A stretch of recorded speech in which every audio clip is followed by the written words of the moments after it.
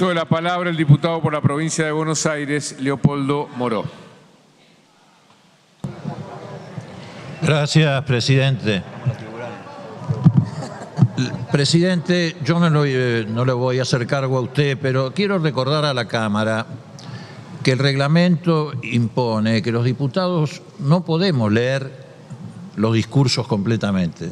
Podemos leer citas, podemos leer cifras de la economía, pero no podemos leer de punta a punta los discursos. Si quieren cambiar el reglamento, me parece bien, pero o acatamos el reglamento o cambiamos el reglamento. Y esta práctica, además, se profundizó durante las sesiones virtuales, cuando muchos diputados desde su casa leían, escrito no sé por quién, si por ellos o por otro. Precisamente esa es la razón por la cual no se puede leer, porque no se puede saber si se expresa la voluntad del diputado o se expresa la voluntad de un asesor externo o interno. En segundo lugar, presidente,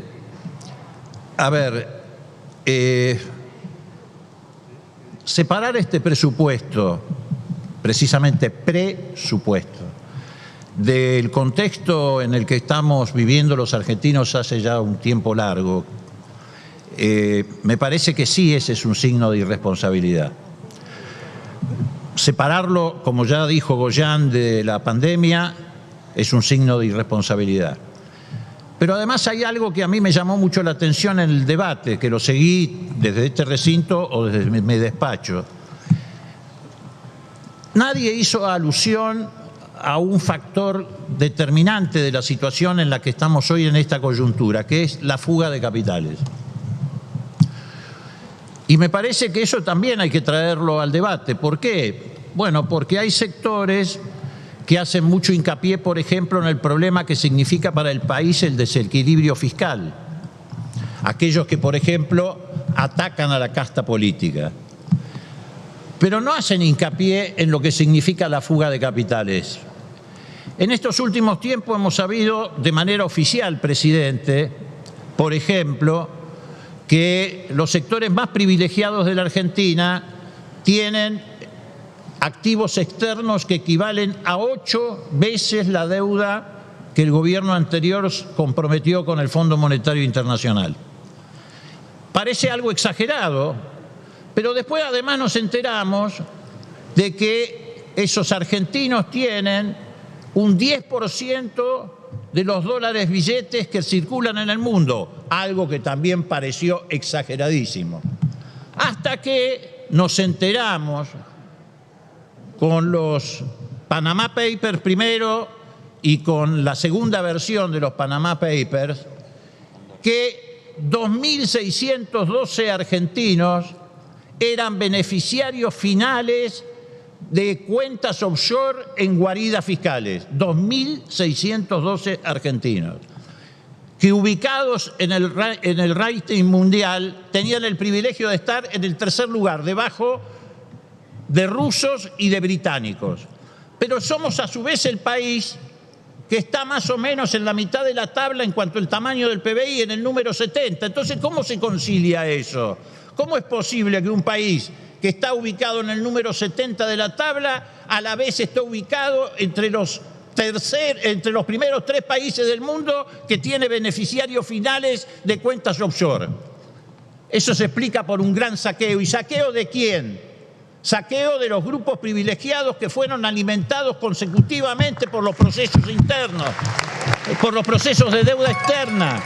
Porque la deuda externa ha operado en la Argentina, no sé en otros lugares del mundo, pero en la Argentina ha operado como la manguera que alimentó esos procesos de fuga de capital. Eso es lo que empobreció al pueblo argentino.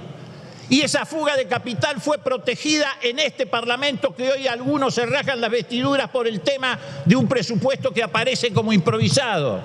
Y fue protegido por los que vinieron acá a votar leyes de blanqueo, sin pudor, entre otras cosas para blanquear las fortunas que tenían en el exterior el propio expresidente de la Nación y toda su familia. Y que no solamente votaron aquí, porque además cuando se votó aquí, la ley prohibía expresamente que se beneficiara a los familiares por una propuesta del exdiputado Felipe Solá, y burlaron por un decreto la ley para llevar adelante el blanqueo. Y ahora vienen a mostrar acá una gran preocupación por el tema del presupuesto. Mire, presidente, por más esfuerzos que se hagan, lo cierto es que la Argentina este año creció por encima del 10%. Lo cierto es que la Argentina, el sector agroindustrial tuvo rentabilidades extraordinarias. Lo cierto es que en la Argentina otra actividad de servicios importantísima como es el turismo está teniendo una fuertísima recuperación. Hemos podido avanzar a pesar de la pandemia y con sus consecuencias. Hemos podido avanzar a pesar de la fuga de capitales que alimentaron ustedes, que efectivamente nos llevaron a una deuda impagable, y todos saben que la deuda es impagable, pero que además nos llevaron a una fuga de capital equivalente a 80.000 millones de dólares en menos de 4 años. Esa es la realidad que nosotros tenemos que remontar, señor presidente, y eso no es traído al debate porque no les conviene, como tampoco le conviene a los supuestos defensores del equilibrio fiscal desde la derecha libertaria traer eso al debate, porque ellos atacan la casta política, pero no atacan la casta empresarial que se llevó toda esa plata fuera de la Argentina, señor presidente. Entonces actúen con un mínimo de responsabilidad, Redondee, diputado, por en favor. relación a no dejar a la Argentina sin presupuesto, señor presidente. Es un acto de irresponsabilidad política, sobre todo tomando en cuenta que dicen que ganaron una elección y eso los obliga a la responsabilidad. No los obligó a la responsabilidad. Haber ganado esta elección circunstancialmente los llevó otra vez a la soberbia de querer hacer desde la oposición lo que antes hicieron desde el oficialismo, que es llevar al país al caos y al abismo. Gracias, señor presidente. Gracias, diputado.